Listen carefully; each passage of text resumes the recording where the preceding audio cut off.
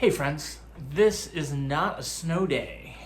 Day 82 since we were told to leave school. Toasty 85 degrees here in southeastern Michigan in my 96-year-old house with no AC. Repping one of the great schools in Detroit. Hi. So there's a lot going on, and I have really been wrestling with, should I even go on the air and broadcast anything? What right do I have to 7 to 10 minutes of your attention and time and thoughts? And so I'm going to keep this really short.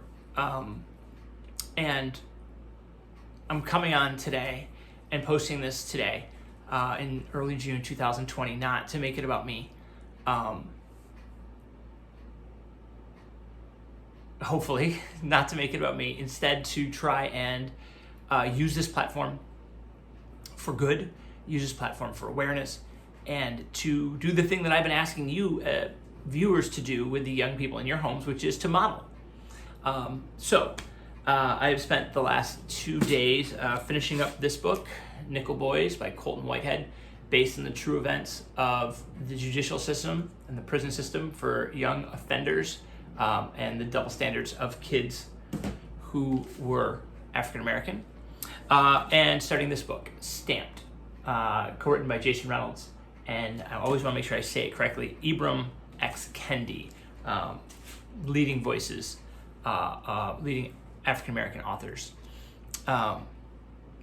Tomorrow I am taking my family to a rally that's being organized by youth in my town, in the suburb where I live. I am not going to a city I don't live in to go demonstrate. I am staying local to demonstrate where I live and to be with my neighbors in the streets where my kids are growing up. And I think that's an important distinction. Last couple days, 127 arrests in the city of Detroit, and only 40% of them are actually people who live in Detroit.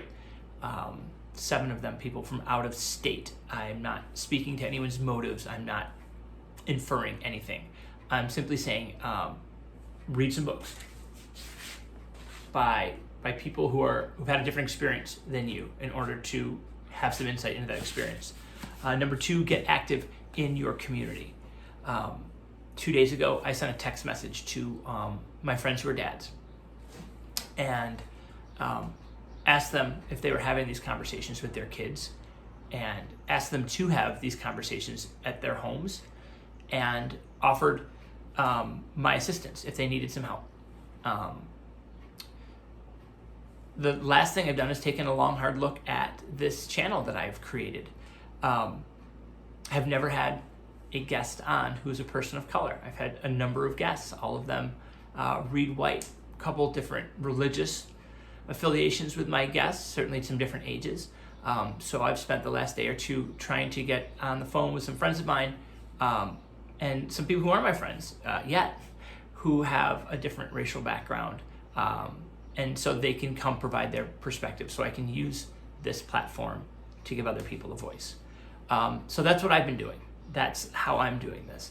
I've also been having a lot of conversations with my partner, with my kids, some really honest conversations.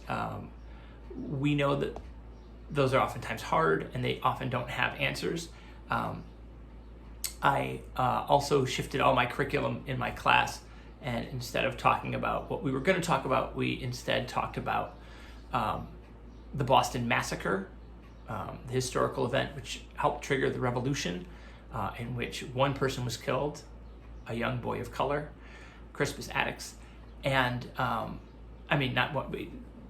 there were other people killed, but and the Boston Tea Party, in which a group of colonists trashed American colony-owned businesses in order to get the attention of a government they felt was not listening to them, which is celebrated and reenacted by young people, and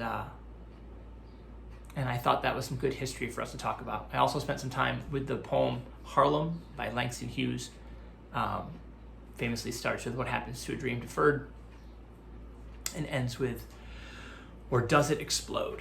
So, I'm not saying I'm right.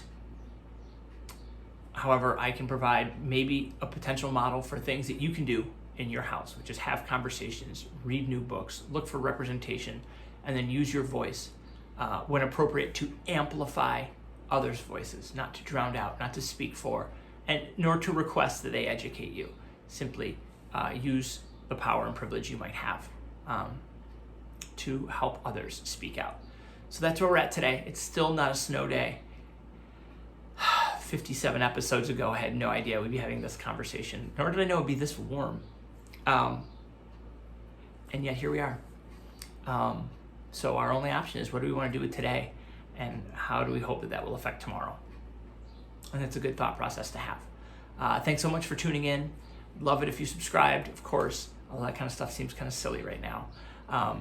The comments do help. If you have a book that you think I should check out, if you have something that's helped you, if you have a guest suggestion, I'll happily reach out to them to do the most good we can with what we've got.